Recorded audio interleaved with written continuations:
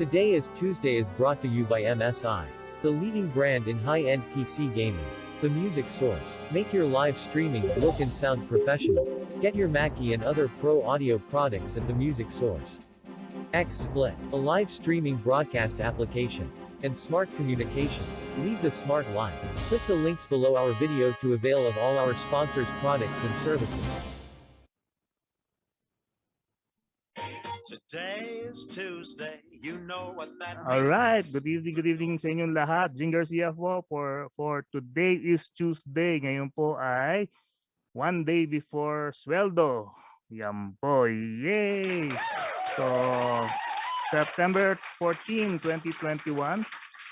Abang-abangan po natin muna natin mga co-host ko kung magpapakita po sila ngayon ngayong Martes. At dahil araw ng Martes, today is Tuesday. Today's Tuesday po is a new online show na nakaangkla po sa Tech Sabado. Kaya po makikita nyo puro /Tech Sabado po sa baba ng ating sa ating video panel. Jing Garcia po ng the Manila Times and TechSabado.com.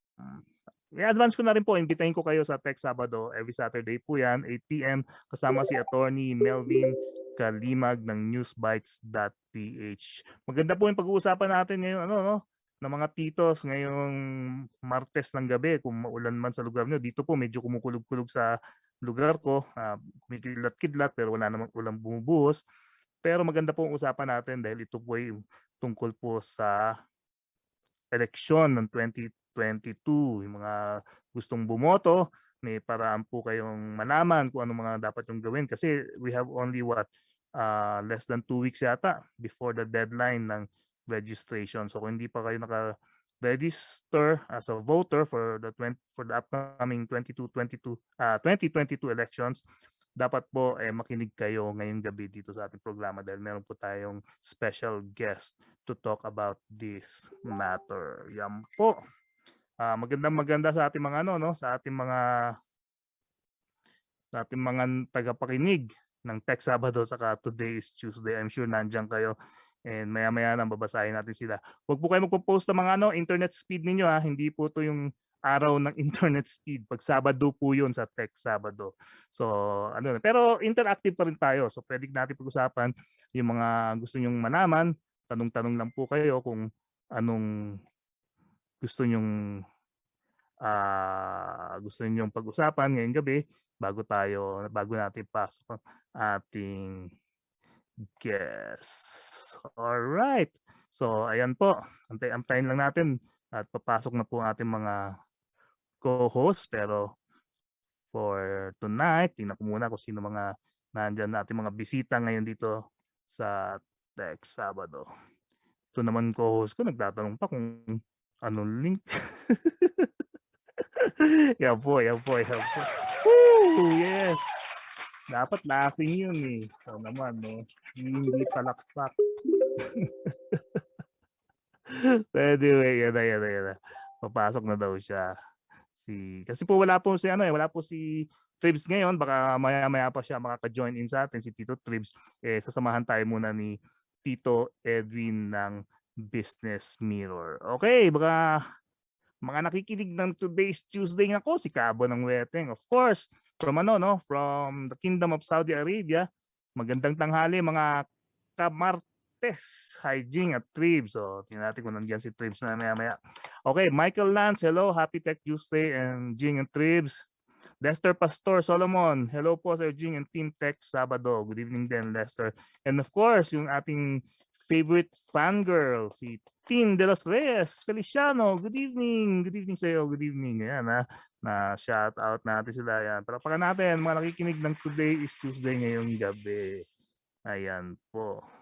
Pero bago ang lahat, may papa-remind lang muna tayo para sa ating mga nagko-comment sa ating sa ating mga programa. Ito po, reminder lang. The views and opinions expressed in the comments section of our online shows streamed on Facebook Live, YouTube channel and podcasts are those of our viewers and followers, and do not necessarily reflect the official policy or position of Tech Sabado and Today is Tuesday. Yan po, hugas kamay lang kami, para hindi po tayo magkasabitan dito sa ating mga programa. Dahil alam niyo naman po pag sa internet anything goes, babasahin po namin ng mga comments niyo dahil gusto namin basahin yung inyong freedom of expression. Pero syempre hindi po 'yun ang policy namin din kung ano man yung mga opinion ninyo.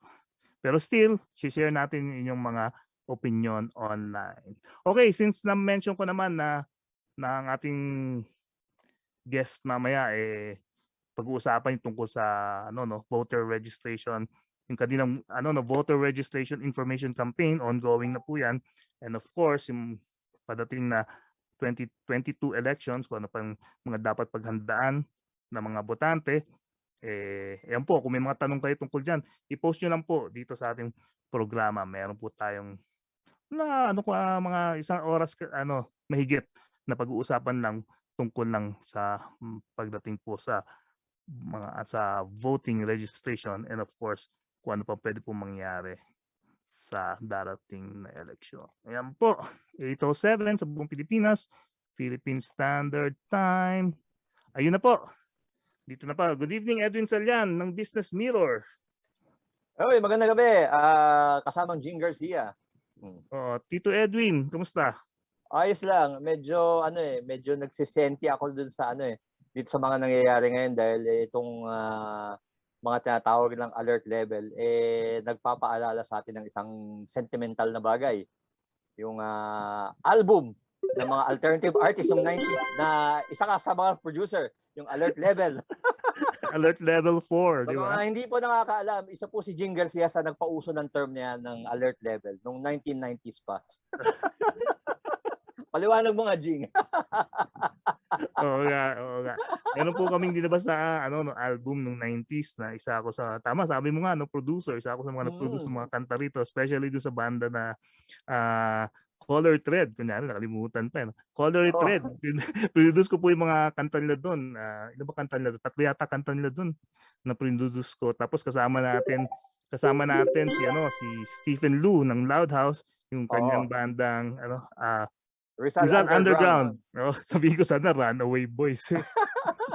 Rizal Underground, Sabado nights yan. Si Steve, mga barkada natin yan, mga close friends natin. At syempre si Charlie Ismael. Yung Charlie Ismael, yung kanyang bandang The Breed. Saka kasama sila yung isang IT guy, si Amador, first name si Manny Amador, isa pong batikang IT advocate nung mga panahon na yon. At the same time, na-mention mo nga si Papa Dom, yung the late Dominic Gamboa ng Tropical Depression. Kasi sino pa ba mga kaibigan natin? Si Johnny Besa na naging member din ng The Breed yun. The Breed, tama ba? Na-mention ko na ba? Ilan ba sila? The Breed, Runaway Boys, Color Thread, saka 4 lang ba? 4 lang. Rizal Underground. Apat lang. 4 lang, okay. So meron po kaming album linabas noon. Lumabas po sa Octo Arts nung time na yon, no? So distribute lang pero indie yun actually. Independent record yun. Bago po lumabas yung numeric sampler, yung muna yung unang sampler ng ng mga banda-banda. Na pop na ha, kasi marami naman sampler nung araw, mga underground 'Di ba? Yung mga Human Barricades. Rescue Ladders. Wow, thunders na ako. Sobrang tagal na talaga nun. Rescue Ladders and Human Barricades ng Twisted Red Cross. Isa po yan sa mga unang sampler ng mga Pinoy underground bands. At kung naalala mo, kasamang Jing, nandun tayo pareho doon sa album launch niyan. I think doon sa Weekends Live, no? Yes. Sa Atrium, sa Makati. Doon nilaunch yan. Level. Alert level. So sa mga nakikinig sa atin, yung mga nando sa Weekends Live, doon din po sumikat yung mga bandang katulad ng River Maya, Wolfgang, at saka Razorback. Doon sa Weekends Live na yon sa Atrium in Makati. Yung Italian restaurant, di ba? Italian restaurant yun Na ang sarap ng pasta. Pag weekend, tawag doon Weekends Live. Pero pag araw yata iba pangalan ng pasta place na yun hindi ko na maalala. Pero pag weekends, maraming banda sila Carl Roy, nasirang Carl Roy yung sa Advent Call, di ba? Advent Call, doon din siya namayagpag ng mga time na yun, no? River Maya din, doon din talaga na bago po sila napadpad sa Club Dread EDSA. Doon muna sila nakipagsabakbakan sa Makati crowd. Di ba Makati crowd yun Di ba? Makati crowd, Kaya as much as nalilito kami ngayon ni kasamang Jing sa mga alert levels na to, medyo napatrowback din kami ng konti. Dahil tama. Is alert level. Tama, naalala ko tuloy bigla yung alert level. Re-record namin yan nung mid-90s, mga Ilan ba lumabas yun? 94, no? 94. Kasi before, before numeric sampler. So mga 93, 94, sa sukat namin record yan sa Loud House. Yan. Oo. Loud So, House, ang dami nagaganap doon. Ang daming ganap doon nung araw, di ba, kasama Jing? Oo, sa Loud House. Oo. Tambayan, tapos lumipat yan sa Cubao. Tapos doon naging tambayan niya ng mga banda-banda nung araw kasi nagkaroon ng studio doon. Kasi inaccessible yung inaccessible yung sa sukat. Kasi inaccessible yung studio sa sukat, hindi masyado napupunta kasi warehouse. Yung sila Steve merong naalala mo meron silang naalala ko silang Ratan Furniture di ba business. So warehouse sila. Pero doon sila nagpa-practice. Oo, doon sila nagpa-practice at doon din tinayo yung unang-unang Loud House. Lumipat sila sa Cubao, sama si Marty. Si Marty yung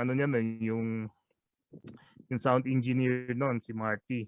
Tapos na rin si Marty, namayapa na rin mga early mid 2000s. Siya talagang nagturo sa akin gumamit ng computer music. Si Marty, yung ginagamit namin yung mga, di ba? Electronic music. Yan si Marty rin sa akin yan, nag-set up sa akin yan. Natutunan ko rin sa kanya yan. At saka yung isang panahon na yung magkakasama kami sa studio. Yung isang engineer na medyo malaki din, si George, di ko na maalala eh. Yung dating soccer player na mistiso, ng mga tumutropa din kay Stephen. Hindi ba pakalimutan ko nga. Tama, naalala ko na. Nasa dulang dila natin. Wala, may brain fog pa ako until now eh. So, ayan, sabi ni Michael Lance, binabati ka ni Cabo ng Wete, mabuhay mga rakista nung 90s, sabi niya. Hello, Sir Edwin. Hindi ba tapos si Michael Lance, sabi niya.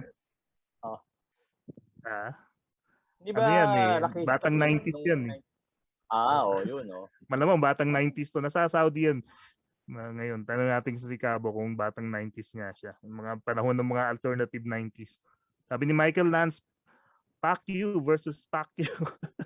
Kinasuhan ng cyber libel ni Manny Pacquiao si Pastor Apollo Kibuloy. Ano ba naman laban mo sa appointed son of whoever?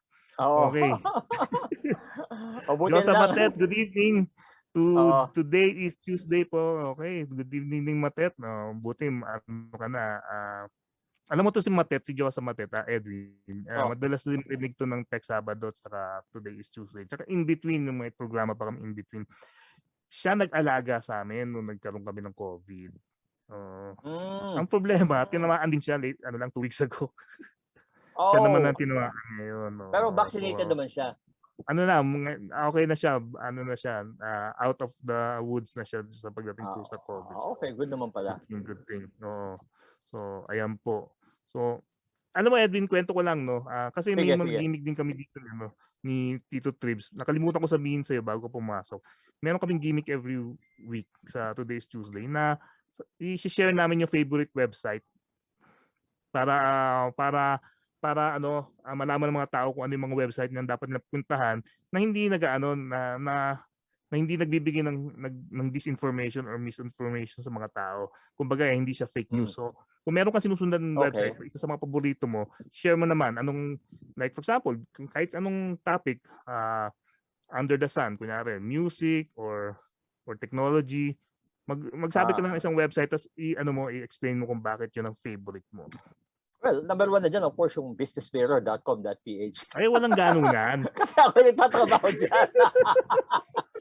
Wala self-promotion. Okay. No. Pero, saka hanggat makariwasan natin yung news, mas maganda yung mga tipong pinupuntahan mo kung may gusto ka about at certain topic, tapos yan ang mo.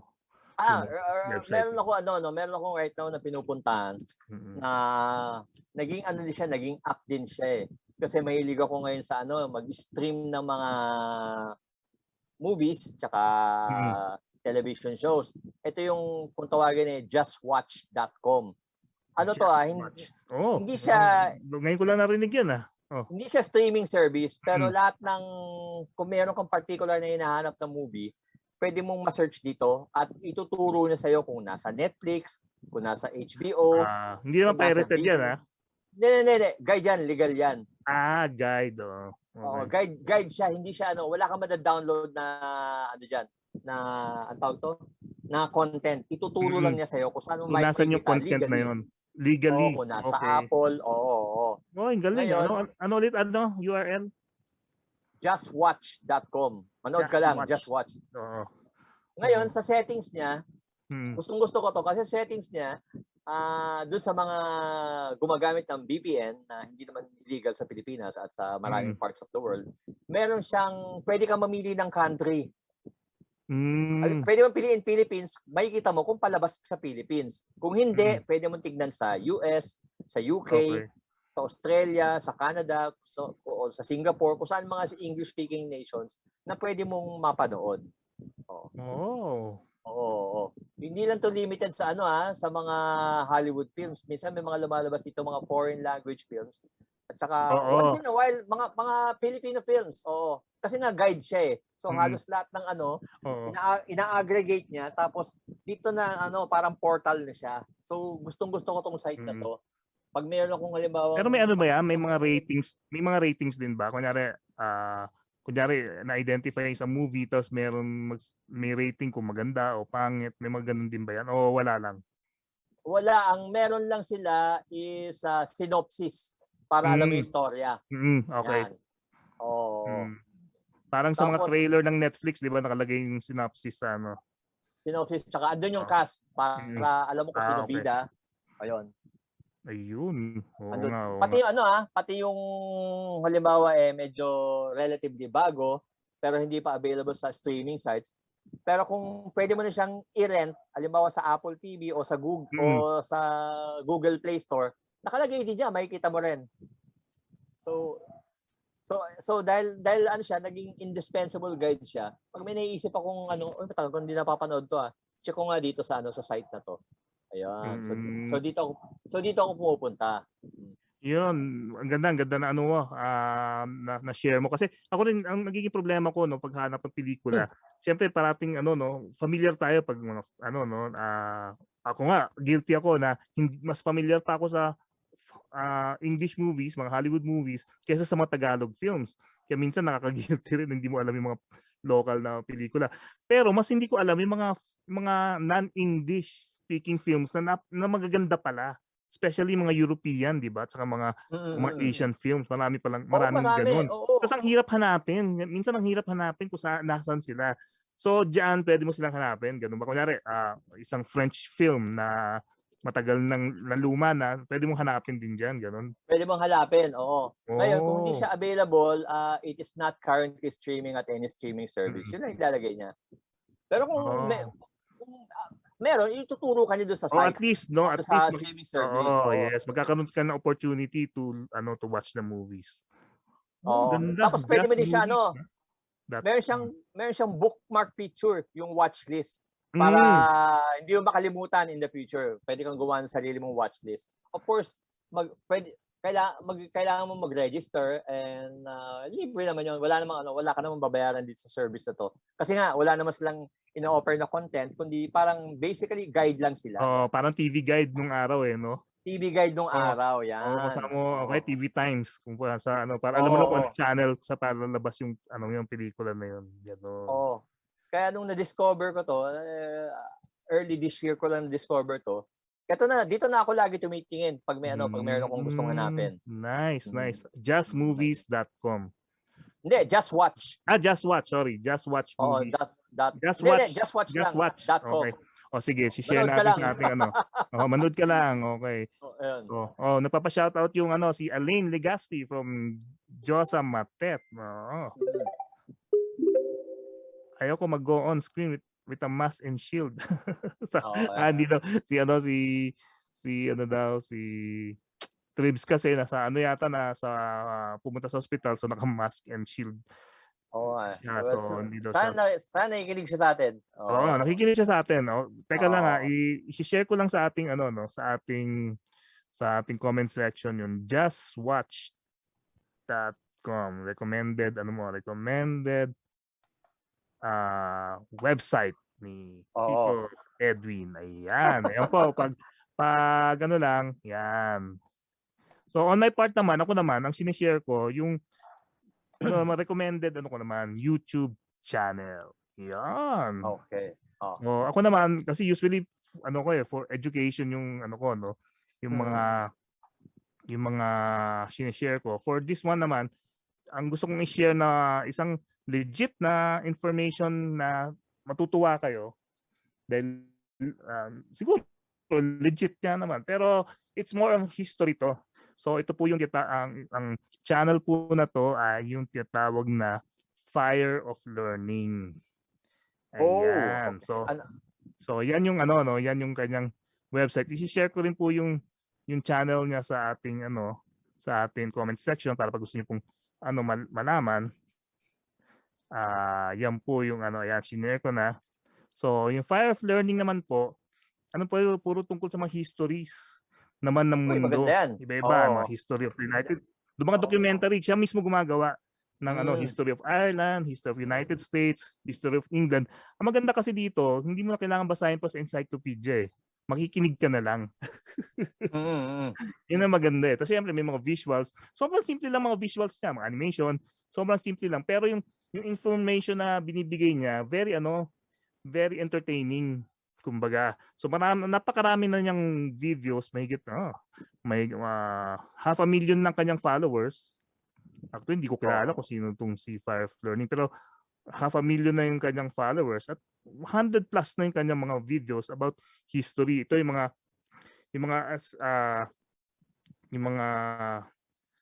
siya dito, may mga topics siya na tungkol sa Byzantine culture, kung ano yung salita nila, is it Greek or Latin, yung mga ganon. Tapos meron pa siya mga question na did the Chinese discover America first, yung mga ganon. So may mga may mga well researched to, yung mga yung mga videos niya about history. Pero this is history na na from ancient to yung pinaka-modern niya, yung mga siguro mga 18th century, yung mga imperialist monarchies ng Europe, yan hanggang doon siya. Pero may mga ancient mga ancient Rome, mga ancient Greece, mga ganyan mga niya. Tapos yung mga gera ni Napoleon, gera ng Civil War sa US, mga ganun yung mga napakaganda, napakasimple lang ng napakasimple lang ng kanyang channel. Pero very informative, very entertaining yung approach niya when it comes to history. Alam mo history, it's something na continuous dapat inaalam ng mga tao. So they will know what happened before. Kaya nga kita mo even si Lord de Vera, di ba? Yes, si Lord. Kasama Lord. Parang siya may mga topics about history, especially for Philippine history, Asian history. Kasi nga kailangan ng tao malaman ng history ng bawat isa. Yan. Kung hindi niyo po alam kasing history ng mundo, hindi niyo alam yung pupuntahan ninyo. Ganun. Kumbaga ganun na kasimple 'yon, di ba? So, Fire of Learning. Ayan. Ito bang content ng Fire of Learning hindi mo to makikita sa mga usual suspects na streaming service like Discovery, History, and all that? Hindi, kasi may mga certain commentaries siya. So may mga opinion din siya about yung mga historical figures, historical events. So minsan pwede ka mas-sway nung kanyang Siyempre, sabi nga nila may kanya-kanyang narrative sa history, pero ito kasi ang maganda rito, may mga history siya, mga topics na hindi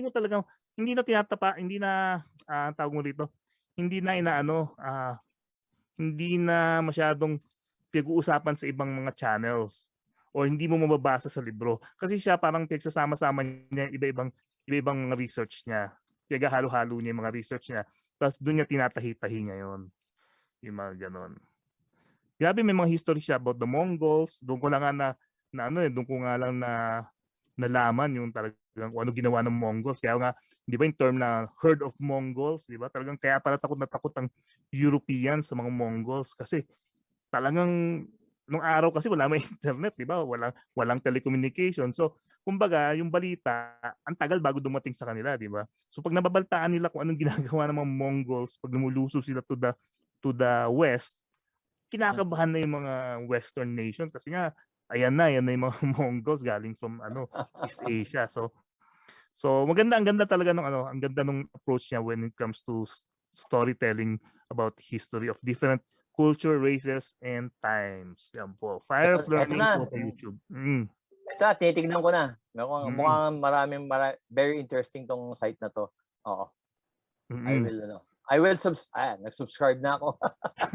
Yan po. Oo. So Watch. ganyan lang ginagawa namin dito para ano natin yun. Kasi ang purpose namin ni Tito Trips din dito na ma-share natin yung mga katulad mo, hindi ko alam na meron palang justwatch.com. So tapos yung mga legit na pwedeng puntahan ng mga tao kasi alam naman natin yung social media, yung Facebook at the same time yung YouTube, ang dami mga channels na wala namang katuturan. May mga pages na wala namang katuturan, di ba? Na puro propaganda lang, puro pampabobo lang, puro chika lang ng wala. Dito, tinatry natin i-share yung talagang yung mga vital information, tamang information na hindi misleading at saka hindi disinformation ang dating. Oo, diba? yan. I agree. Oo, yun nga yung gusto namin gawin. So, kaya nga segue na ako, kaya nga gumawa rin tayo ng paraan para makausap natin yung mga tao na mag-share ng information sa ating channel, sa ating platform para rin ma-enlighten din yung mga nakikinig sa atin. Yung dapat nilang gawin. Kasi alam mo, social media talaga ang lakas ng ng power of persuasion eh. Sa gusto natin, malakas ang power of persuasion din ng social media. And mismo, mass media as a whole, 'di ba? So it's hindi man tayo nagmamarunong dito pero we want to help people to discern information na na makakatulong rather than makaka-damage kanila. Yun lang naman ang gusto nating gawin. Anyway, dahil 8:29 na, papasok na natin ating guest and dito, yung information na ibibigay niya is something na vital ngayon. Dahil nga magkakaroon tayo ng election next year, di ba? Yung presidential election. Now, it's very crucial for the country right now. I think this is this is the most anticipated, if not the most crucial election na ma-experience sa mga Pilipino. Pero before that, syempre, kailangan na natin magparehistro.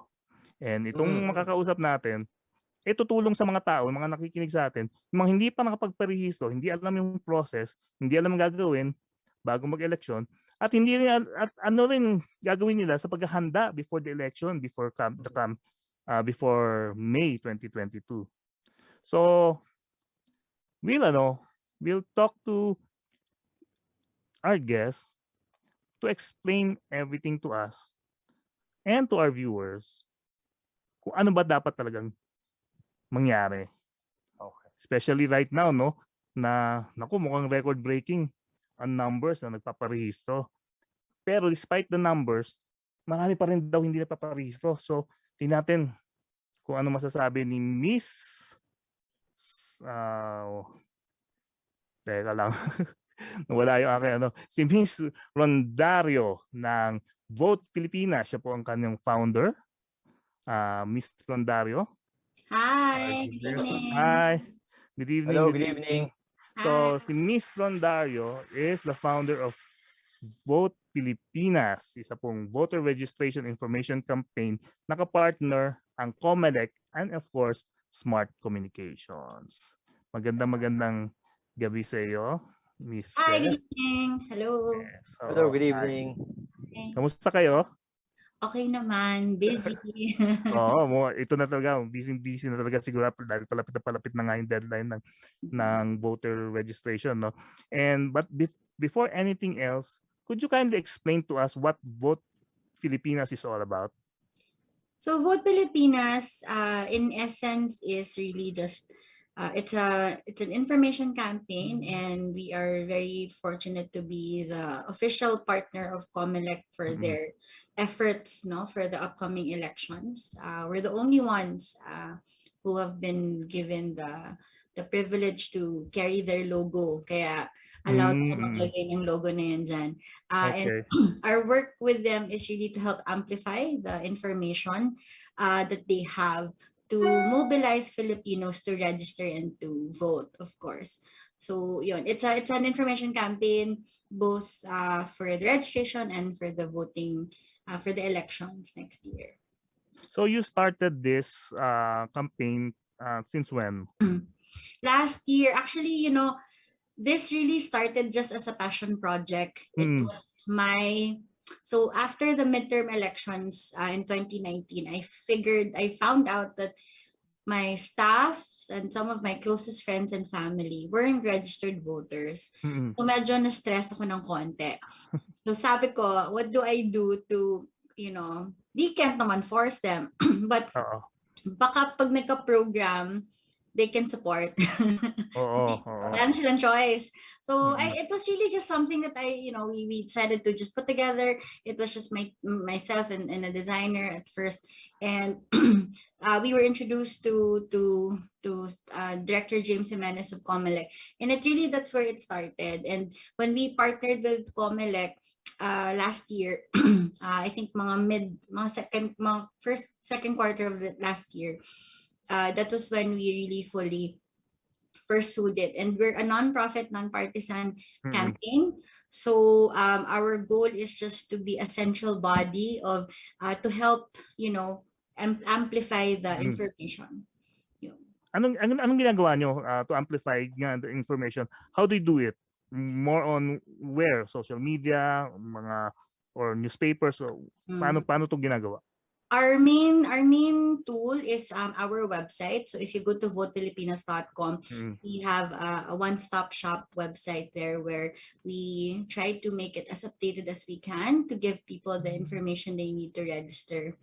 Also, we developed a tool which is called the Voter Registration Service Test Tool, which when you answer questions within the tool, it leads you to an end card with all the information that you need to register, from the IDs that you need to bring, from where to go, the number to call in your city, in your municipality, down to the safety protocols of the registration. You will find it in that tool. So that's just the website.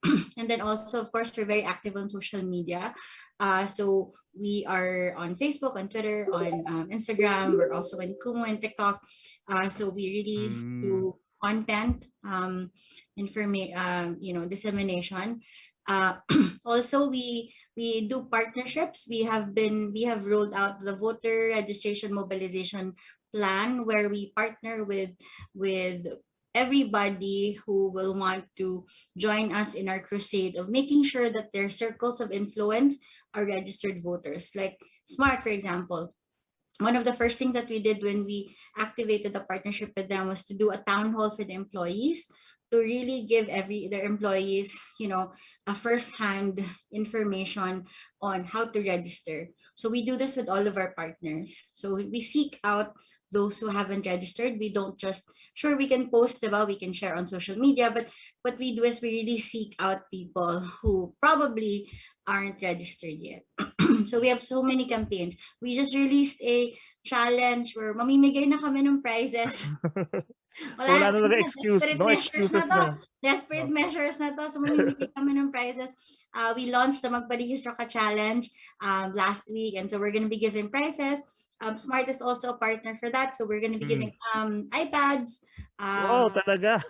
Yeah, bikes, yan, to help our citizens also. Para naman may konting carrot, kasi medyo syempre nakakatakot naman talaga magpa-register ngayon because of the pandemic. So, yes, to kind of give them a little bit of something to look forward to, we decided to just launch a challenge. So marami kaming ginagawa, and I do like feeling ko every day siguro mga at least one speaking engagement I do on this.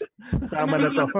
Wala na, araw-araw na yata to. And as much as we can, we accommodate all everybody who wants to work with us to get the word out. So wala talaga excuse for people not to register, no? So nandiyan na, kumbaga yun nga, yung carrot nasa harap na nila. Nilapit na rin ng COMELEC, diba nagbukas na rin sila sa malls. So yes, hopefully that's also a good encouragement for people. Ces, can you give us the numbers? Ano ba numbers ngayon ng COMELEC? Ilan na ba nagpa-register? And ilan pa yung mga ina-expect nilang magpapa-register? The total number of registered voters is 5.77, 5,707 million voters already. Yung new registration, right? Bago yun, 5 million. Oo. The total as of August is 61.6 million Filipinos. Oo. So, feeling ko definitely tataas pa yan. Alam mo naman tayo, last minute tayo lahat. Oh, yes. Feeling ko, internally, si COMELEC, ang goal nila was year on year yan, 4 million yung kanilang target ng new registration. Yung team ko, ang hidden target namin na ina-announce ko for the world to hear is 7 million. 1.3 po kami. We are short there. Pero feeling ko kaya naman yan. So nananawagan po ako sa lahat ng pwede, nang gusto pa mag-register, let's please register. Mga record-breaking yan, no? Yes! Oo. So ilang weeks na lang ba? Kaya kanina tinatanong kita, magkaka-extension ba? Kasi ngayon hindi mo masagot no? Ilang days na lang ba? 2 weeks na lang. 2 weeks, no? So yan po, yung mga hindi pa nagpa-register, ayan po, sabi nga ni Ces, mamaya i-share niya ulit yung yung paraan, yung saka yung pupuntahan yung website para mabilis mag-register dahil wala nang excuse, pwede pa kayo manalo ng mga products from Smart, di ba? Pero Ces, until itong campaign niyo after ng registration, just in case, of course, pag nagkaroon, if malaking if to, no, magkaroon ng extension, syempre tuloy-tuloy pa rin yung campaign ninyo. Pero after nung itong registration period, ano na gagawin ng Vote Pilipinas? Nako, mas marami kasi by then, we shift to, so this campaign right now that we're doing is the voter registration campaign, and then we shift to a campaign to vote. So lahat ng mga nag-register na, babalikan namin lahat kayo at we will make sure that you are engaged, so that you can register for so you can vote for the election. So we will do tuloy-tuloy yung mga town hall namin. So we do town halls almost every week, talking to people. We have sector groups that we talk to, like we just concluded yesterday. We had a town hall for the vulnerable sectors. For the PWD, the senior citizens, yung mga persons with deprived of liberties, mga indigenous people. We had a specific and a focused session for them. Sa Monday naman meron kami for OFWs, no? So we will do the same pero on voter information naman. And what we are very excited for is, because my background is tech, so my day job is I'm a founder of an incubator, a business incubator. So we work with tech startups. Okay. So we really wanted to add value. So what we are going to be developing with COMELEC is a dashboard where we want to be able to provide the information of those who are running for office, from president, vice president, senators to party list. Meaning para siyang, kasi diba mahirap maghanap? Scattered information. So what we're trying to do is put everything together para it's in one website. We'll try to make sure that we're able to give you the profiles, if they're sitting government officials, the track record, everything that you need to know about your candidate. Yes. We will put it there. So yun yung mga activities namin. And of course, we're in partnership with COMELEC and with PSA, with NADA, with FOI. So we will make sure that the information we will be providing is not only public information, but also very real and facts lang. That's what we're excited about.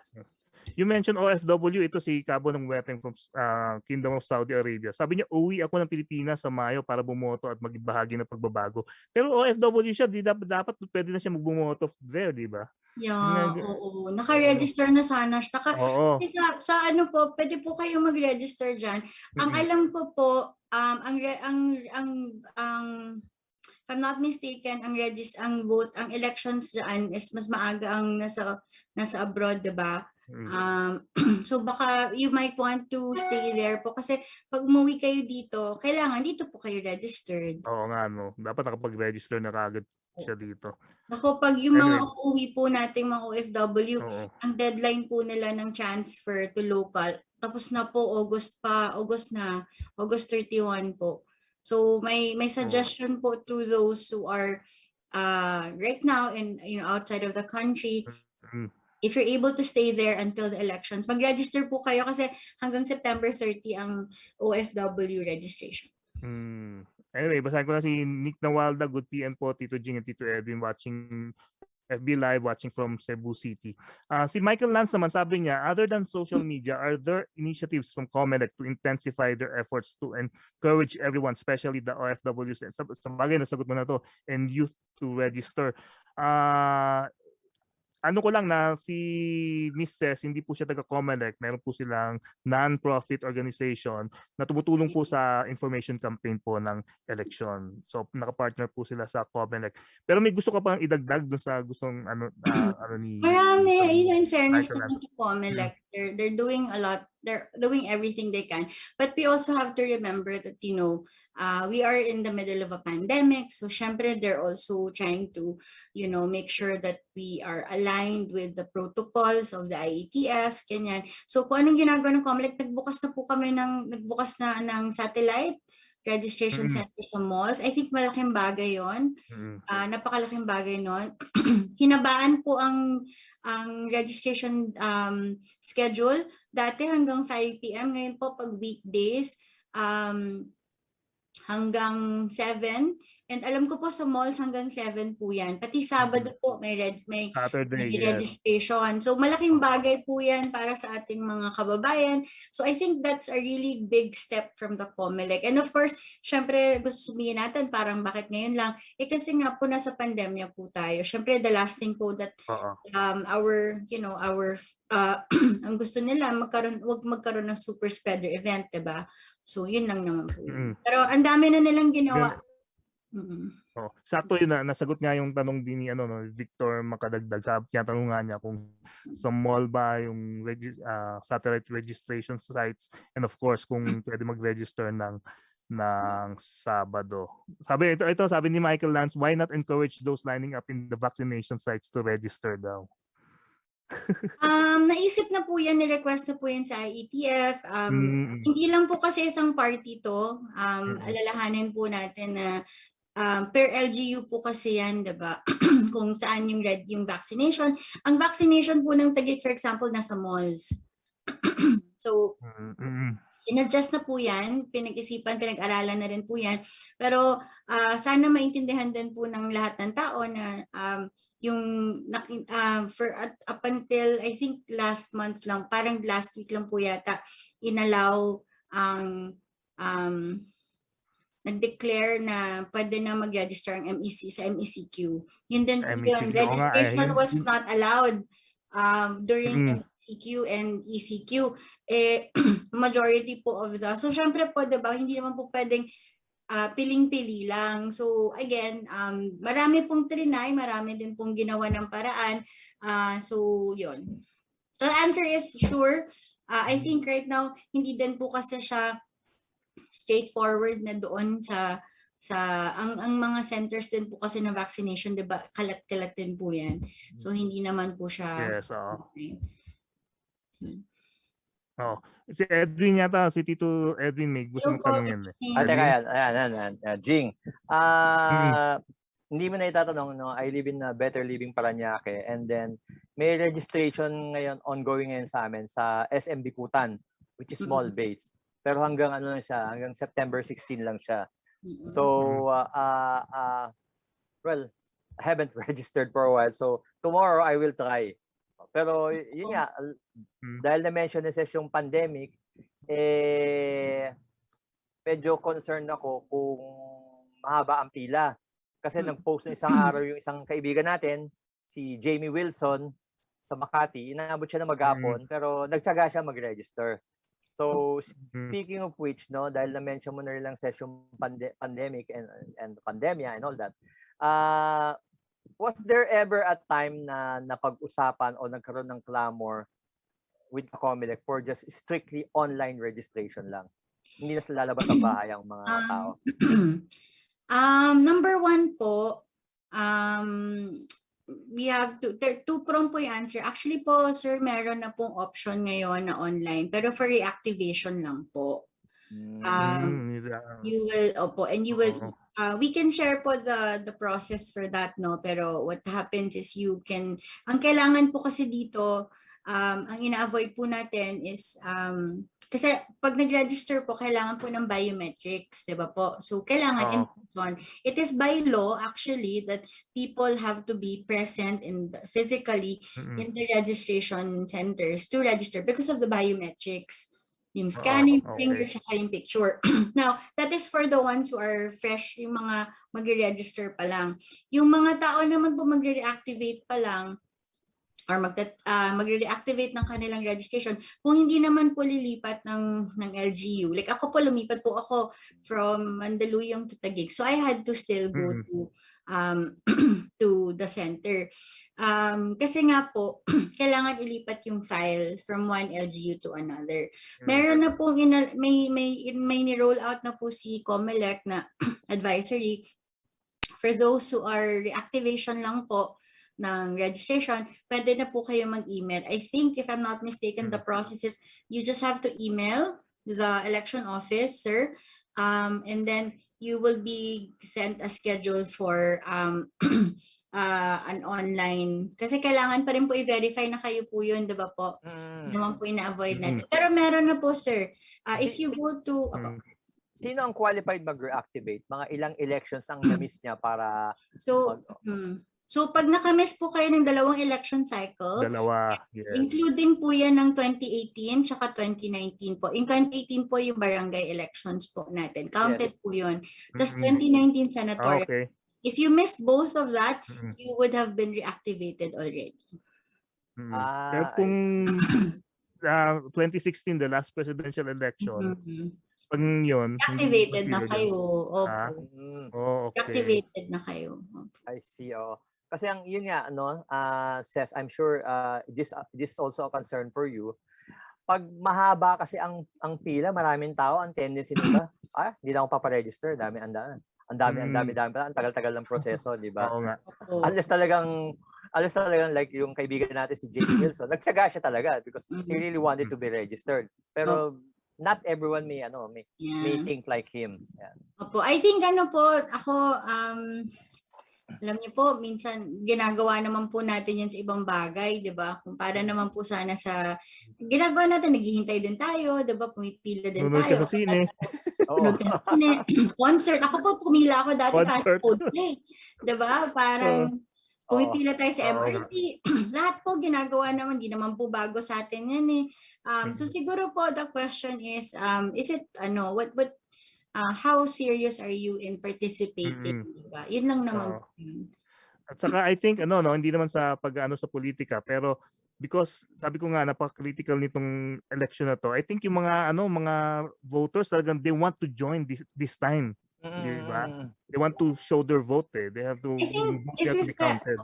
Ito po yung elections na I think people realize na no matter who you are, what background you're from, what class you're from, apektado ka because of the pandemic. So kung apektado ka, so kahit sabihin mo, wala namang mangyayari sa boto ko, hindi, apektado ka pa rin. So apektado ka, whether you like it or not, apektado ka sa magiging turnout ng Pilipinas. And kami po, go ahead. Sige, continue, sorry. Continue. And kami po, we're non-partisan. So ang aming singular focus lang po ay ma-inspire po yung mga tao at sana ma-mobilize sila para magpa-register. As far as you know ba, in previous elections, walang similar groups na kagaya ng Vote Pilipinas? Marami naman po kami. Kahit naman po ngayon, marami po. Parang kami lang po ngayon, pero hindi ko po alam kung lahat po sila may MOA parang kami ni COMELEC. Hindi ko po alam. Medyo may basbas po yung amin. Hindi ko po alam kung umabot po sa ganong level. Pero si COMELEC naman po has always been partnering with organizations. Marami naman po silang partners. Hindi lang naman din po kami. Pero kami lang po yung may kontrata. Siguro yun. Yung advantage Yung dun. difference. Kasi po yun. stickler po ako sa process, hindi po pwede yung partner lang. And in addition to Comelec, I understand you also got the support of PLDT and Smart. Opo, siguro po yun ang pinaka po talaga to, it was a very happy accident, when we stumbled upon this po. It was a passion project po eh. So si Smart PLDT po is our campaign partner po, and our exclusive telco partner for the campaign. Hanggang next year po kami magtutulungan para after ng registration, ma-encourage naman namin ang mga tao para bumoto. Speaking of yung mga nag-register ngayon, meron mo kayo numbers kunyari, gaano karami mga kabataan ngayon do sa newly registered? 52% po of the 51. Mataas yun. Mataas po. 52, more than half are young voters po. So I'm very proud po of our young people. And I'm pretty sure po sila din po yung mga nakapila ngayon. Excited sila. Alam naman kasi, pero tama tandaan mo, Edwin, yung sa US yan din yung reason kung ba't daw natalo si Hillary noon Kasi lahat sila nag-isip na, okay na ako, hindi na ako boboto, mananalo naman yan yung mga ganun. Ganun yung mentality. So, o kaya naman yung mentality na hindi naman maapektuhan yung ng one vote, di ba? Malay mo kasi may mga incident especially sa mga LGU na isang boto lang ang pinagtatalunan nila. The states po, 'di ba, yung recent yung Boston po, 'di ba po election college sila, electoral college sila. Yes. Yung sa Boston ang alam ko, it was one vote that made Biden win. And that's a block. So the next time somebody will tell me na sinishare ko yun pag may nagsasabi sa akin na wala namang mangyari sa boto ko, papadala ko lang yan. Tama, totoo yan, tama yan. Talagang napaka-importante. Especially now, talagang mainit ngayon ang labanan, bakbakan tong presidential election na darating. And I'm sure people are, hindi lang excited. Kumbaga gusto nila malaman, actually ngayon pala gusto nila malaman kung sino kaya mananalo. Pero we still have about less than a year to 8 months. 8 months. So ano pa mga ibang preparations ginagawa ninyo for this election? Nako, we are getting ready po to, syempre kami po ang main value naman po namin talaga sa Comelec is yung aming flexibility online, yung tech namin. And also po yung pag-mobilize namin ng mga community partners namin, yun naman po yung value add namin. So just really creating enough content and creating enough space for dialogue.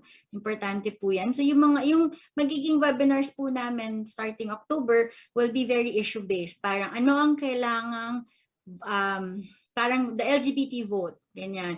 What are the things that our, the citizens who belong to the sector care about? What should, and by speaking about that, what kind of leaders should you be looking for? Who will support you? Ganun po yung magiging form ng mga webinars namin. Issue-based, women's rights. Nice, very good. Po natin yung 17 trillion debt natin. Anong gagawin natin dyan, diba? Yes, very good. Wala po tong personality talk. It's just, these are the issues at hand. Ang tagline po niyan, anong issue mo? Yan. Because the politicians themselves won't talk about the issue, will not delve deep enough. Sasabihin lang nila yung puro superficial lang, ganyan. Pero they will not explain to the people why and kung bakit nagkaganon. Yun ang kulang sa information campaign. And I'm very, very glad that Vote Pilipinas will be doing this na na passion. Yes, passion. And I'm sure we're already preparing for this collaboration with Smart. I'm very sure that they will be in partnership with us when we launch those webinars. Kasi very timely, even po si Smart, diba? Ako, ang pinaglalaban ko, pag-usapan naman natin kung anong mangyari sa tech community, diba? Hanggang ngayon wala pa ring IRR ang aming mga startups. Diba? Parang tama. Diba kasi po paano kami magro-roll out ng services namin kung hindi defined, diba? yung social media, ano yung mga rules and implementing rules and regulations ng social media. Lalo na ngayon, wala na po, di ba parang a lot of the campaigns are online. I'm sure si Comelec, ang number one question, paano namin itatrack yung ads niyan, di ba? So, yung mga ganong bagay po, hindi alam ng tao, pero isinasa batas dapat yan, di ba? At ang reason parang may sa batas yan, kailangan may mga tao tayong naka-elect na titingin yan, na magpupush niyan. Yes, that's true. Oo. Oo. May mga ano sila, yung mga advocacies nila dapat, kasi hindi lang dapat yung ang advocacy mo is not only for yung major problem, kasi siyempre of course yan talaga tututukan ng maraming politicians, pero may mga there's those minor nuances na kailangan din i-push na actually mas malaking effect kung collectively hindi na na-address. Nagiging malaking effect yun sa future, actually future ng ating bansa, especially now na yung Pilipinas when it comes to technology, parating nga nang pinag-uusapan sa mga shows namin, when it comes to technology, okay, yes, may mga smartphones tayo, ahead tayo sa mga gadgets, ahead tayo sa ibang countries pagdating sa mga knowledgeable about it. Pero our loss pagdating naman sa technology is one of the laggard tayo pagdating diyan. By the time the politicians try to make a law about technology or whatever, obsolete na siya kagad kasi ganun kabilis. Ganun kabilis kasi takbo ng technology. So dapat talaga may mga napag-uusapan niyan before election para alam ng mga tao kung ano pa ba ang problema ng Pilipinas, aside from just the debt, aside from just the infrastructure, marami pang ibang maliliit na bagay na actually pag collectively naayos yan, mas malaking tulong yan sa ating bansa. Tama po. And that is our goal. And even after the elections po, kasi ang commitment naman po namin is to, nandito na ako tuloy na natin to. So ang mangyayari po doon sa dashboard, mag-shift po yan in tracking naman. Not the politicians, no, but tracking what's been done. But tracking like where are we in the debt recovery, where are we in the issues that we talked about. Yun po yung gusto naming mangyari. Kasi yung tech naman po na yun, mag-shift yan at mag-evolve din po yan. At sana po, ang next step natin in the next election, sana po yung online registration mangyari na po talaga yan, di ba? Kailangan may maglalobby sa mga ganyan so hopefully po dun po tayo pupunta. Yes, I can imagine na namin kayo sa Tech Sabado to lobby this kasi Po. Sorry, Edwin, go. Ano po, sir? Yeah. Ces, I can imagine that an undertaking like Vote Pilipinas will require a certain degree of funding and also a lot of manpower. Gaano karami na ang volunteers nyo at this point, and ano-ano na mga areas ang nare-reach nyo? Alam niyo po, sa totoo lang, I have a team of 7 that is, and mga 50% sa kanila dun po sa, may day job din po sila dun sa kabilang yung company ko po. So very small team, very lean, but we have a lot of volunteers naman po. But that does XYZ. Marami din po kaming partners na, marami po kaming mga ambassadors na taga-disseminate po ng mga information namin. Like katulad po ng partners namin na si Smart, gumagawa din sila ng parang they're extending the campaign also in their own platforms. So doon naman po kami medyo swinerte.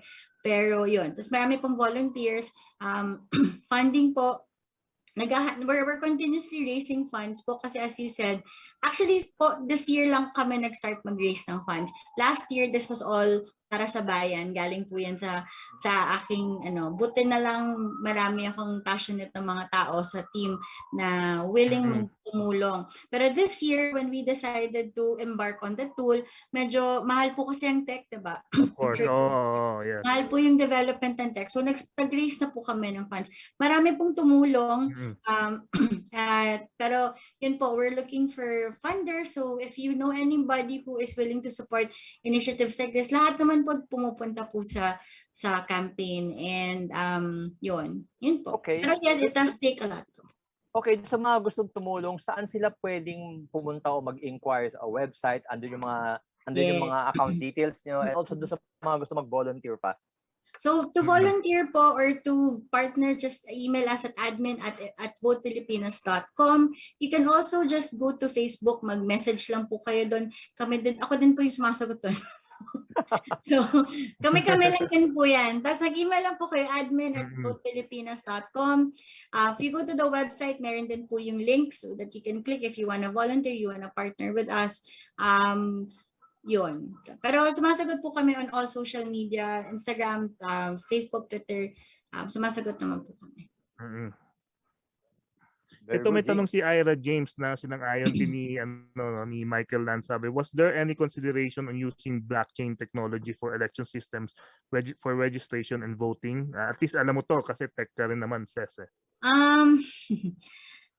Syempre, our ambition po is to get there. Pero again po, we are we have to also take it one step at a time. And like I said earlier, yung implementing rules and regulations ng ating tech community, kailangan pa po yan maaral, diba? So dadating tayo dyan. Meron namang, there has been thoughts around it. But again po, ang number one obstacle po kasi natin dito, number one, as far as COMELEC is concerned, ang bylaws po niyan, kailangan physical po yung registration for the first registration. So kailangan po in person yan. So until and unless ma-curb po natin yung rule na yon, medyo mahihirapan po tayo. Pero ang goal po niyan is magkaroon po ng, na-amend na po nila ng konti yan kasi nga po inallow po nila yung reactivation, diba, online. I think we're getting there. So if the answer is, was there ever a consideration? That is always on the table, but I think we also have to take it a step at a time. Kasi syempre when you talk about that, security is the next question, diba? So, yung mga commissioner din yata, baka medyo nayayanig yata pag just hearing the word blockchain. Oo. Hindi pa rin naman po kasi siya widely. I mean, even ako, I'm a practitioner, diba? Pero parang there's still so much around it that we have to be, But I am for it. We do hackathons, and one of our problem statements is always, how do we put this on blockchain technology? Just so when we're ready, we are able to do it. So, yeah. Comment lang ni Michael Lance, kailan daw balak ayusin ng website ng comelec.com.ph. Punta ka na, Mike Lance, punta ka na lang sa Vote Pilipinas. Sa Vote Pilipinas ka lang daw pumunta. Mas maano pa. Oo, alam nyo kasi si Comelec naman kasi parang we also have to remember that they're also inundated by the rule of law. Syempre yung mga nandyan, those are, ayaw man nila ilagay yan, they are mandated by law that it needs to be there. So let us also be aware. Yung mga nandyan, kahit na they can do so much better, siguro in your minds, you also have to realize that there's so much to be done para lang mabago yung mga bagay na yan. So, and that's why ang sagot dyan is, we register to vote so that we can put people in positions who will make these changes and will make it easier for agencies to function the way that we want. Right? Ang hilig kasi natin mag-comment. Tama naman lahat ng comment. Pero yung mga nag-enact kasi ng mga laws, ang COMELEC kasi by appointment yan, diba? So, even if hindi naman yan elected officials, they're appointed by the people you elect. So, if you really think that agencies can do better, then elect leaders that you think will be helpful for the things you want to see. Yun lang, ganun kasimple yun, guys. Tama yun, tama. Before they can make decisions for us, before they can make decisions on behalf of the Filipino people, we make the decision to put them there. Yes, so it goes back to you. It goes back to us. Basta alam ko, basta anything.gov.ph, legacy yan. Anyway. Receptive naman po ang COMELEC. Receptive naman po sila. I have to say. Having worked with joke lang yun, joke. Yes. But I understand. Okay. Sige. And the last word, Ces, invite the people again to register this remaining day to register. Edwin, may tanong ka pa ba? Bago ko bago natin bitawan. Huli na lang, no? Okay. How much of a big deal yung nakuha niyo yung accreditation ng COMELEC and also the support of PLDT and Smart? Ano yung parang aside from lending their name, no, na nakatabi nyo, ano pa yung nagagawa nila sa inyo for your cause, for your group? Si COMELEC po talagang direct access bago pa lumabas sa media, naka-timbre na po sa amin yan. So it helps us really provide information to people na really will be invaluable. Kasi po sa dami po ng channels ngayon, 'di ba, naglalabasan. So kami, the good thing is that we have a direct line to them. Nakakalabit ko yung mga ating mga boss para sumama sa mga ganitong shows, 'di ba? Kung ang dami na po naming mga guestings na kasama si Director James. One of them was the town hall with Smart, no? So malaking bagay po talaga. Tsaka the confidence that they gave us and the validation na tama yung ginagawa namin, malaking bagay din po talaga yon. So we will forever be excited and honored that they chose to work with us. Si Smart naman po, alam nyo, kasi po si Smart, no, dun po sa other company ko po, partner na po namin si Smart sa hackathons namin. So parang it was almost like a foregone conclusion that we were gonna approach them because they've been really been the prime mover in nation building in technology. So it was a validation also of the work that we've been doing with them, and also malaking signal po yata yun para sa mga tao na makita nila yung ganyang kalalaking brands and companies that attaches themselves to us para lalo sa paniwala. It gives credibility po talaga. And syempre, kung nanggaling kay Smart, mas maniniwala po sila. Even naman po si COMELEC, any attachments to us lends their credibility to us. And hopefully, it puts people at ease na pag yan yung mga partners mo, yung information, tsaka yung pagtulak namin sa kanila to register, mas buo for them. So, yun. Malaking bagay po talaga. So, we're very happy. Thank you, Ces. Ganun din sa Tech Sabado sa Today's Tuesday, nandiyan din ng Smart tumutulong sa pag-push. Kaya nga credible din ang dating namin dito. Yes. Anyway, Ces, bigay ko sa yung floor. Invite the people again to vote and register and vote next year. Yes, good evening po again. We have 2 weeks left for the registration, and nag-open na po ang registration site sa mga malls near you. Robinsons, Ayala Malls, and SM have all banded together to provide everybody convenience so that you can register. There is also an online registration available for those who are just going to reactivate. You can go to COMELEC for more information or to Vote Pilipinas. We have the information for you. Also, the malls po and the schedule is on our social media accounts also po. So just go there. Yun lang po. And let's stay safe also. Let's make it our goal na when we go there, we practice social distancing. Let's bring all of the things that we need to bring. Para po maiwasan po natin yung super spreader events, para din po hindi mabahala yung ibang tao na mag-register. So let's take care of ourselves. Tapos po, ang pinaka-importante niyo pong pwedeng gawin after today, make sure that yung mga tao po sa paligid niyo, sa bahay niyo, yung mga barkada niyo po, tanungin po natin sila lahat, registered ka na ba? And pag hindi pa, then let's make the effort to really tell them, let's register together. Diba? So, yun po. Punta po kayo sa votepilipinas.com. Meron po kami dyang tool. You just have to answer a few questions and you will get all the information you need para po mapabilis po yung inyong proseso. So, please register to vote para po to sa bayan. Para din, kahit ano pong gawin natin, part tayo ng future na to. Lahat tayo magagawa. Part tayo nito. Apektado talaga tayo. So we have to be part, we have to show up for the country. Let's show up and let us, this is not about any parties. This is not about any personalities. This is about the Philippines. So I hope you all register. Thank you very much. Thank you very much. On that note, yes, Ces Rondario, siya po ang founder ng Vote Pilipinas Pilipinas, and of course, CEO din po siya ng Impact Hub Manila. Maraming salamat, Ces. And of course, Thank you very much, Ces. Oo.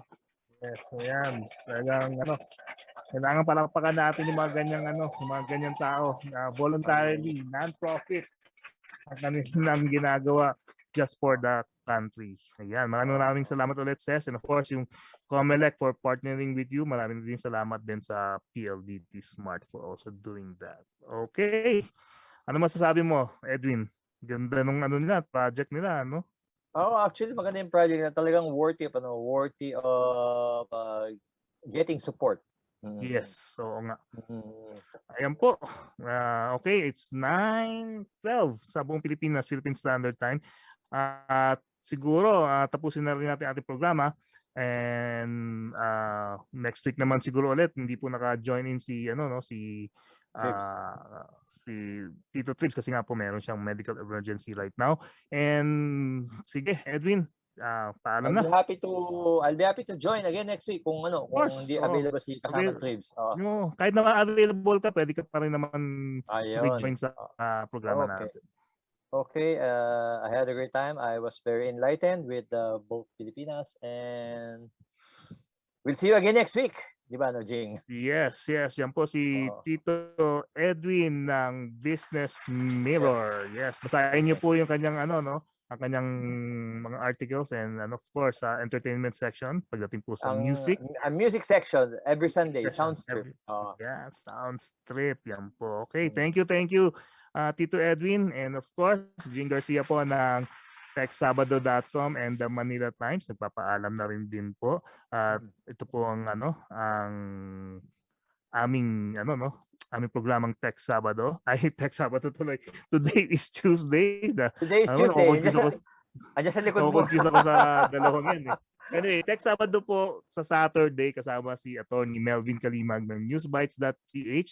Ito po si Jing Garcia ng TechSabado.com at ng The Manila Times. Huwag niyo pong kalimutan, like at follow niyo po ang aming mga social media pages, facebook.com/TechSabado at saka facebook.com/Newsbytes.ph. Nasa Twitter din po kami at TechSabado at saka at Newsbytes.ph. Sa mga nanonood sa amin sa aming TechSabado YouTube channel, please subscribe kayo sa pindutin niyo lang po yung red button. I-click niyo lang po yung red button diyan sa baba ng aming video at saka yung notification bell kung gusto niyo po may mga alert para sa mga bagong video upload sa Tech Sabado. Of course, ang aming website techsabado.com saka newsbytes.ph. Remind ko lang sa ating mga viewers, meron po kaming paraan para po suportahan na aming mga programang Today is Tuesday saka Tech Sabado. May link po sa aming FB post at sa baba nitong YouTube video kung paano niyo po ito gagawin. Available din po kami soon sa podcast via Spotify. Maraming salamat, PLDT Smart Group Corporate Communications Team. Po sa MSI Philippines, of course. DST ECS for the continued support ng aming techsabado.com website. Maki for our audio equipment po. Yan, Maki. Makukuha niyo po sa themusicsource.com. At saka distributed po ito ng Forerunner Technologies. XSplit para po sa aming weekly streaming, yan po ang gamit namin. So don't forget again, remind ko lang ulit, Saturday, Tech Sabado, and next Tuesday, Today is Tuesday. As a COVID survivor, please wear a mask, stay home, stay safe, take that vaccine, register to vote for 2022. Maraming salamat po sa inyong lahat. Have a great week. Thank you.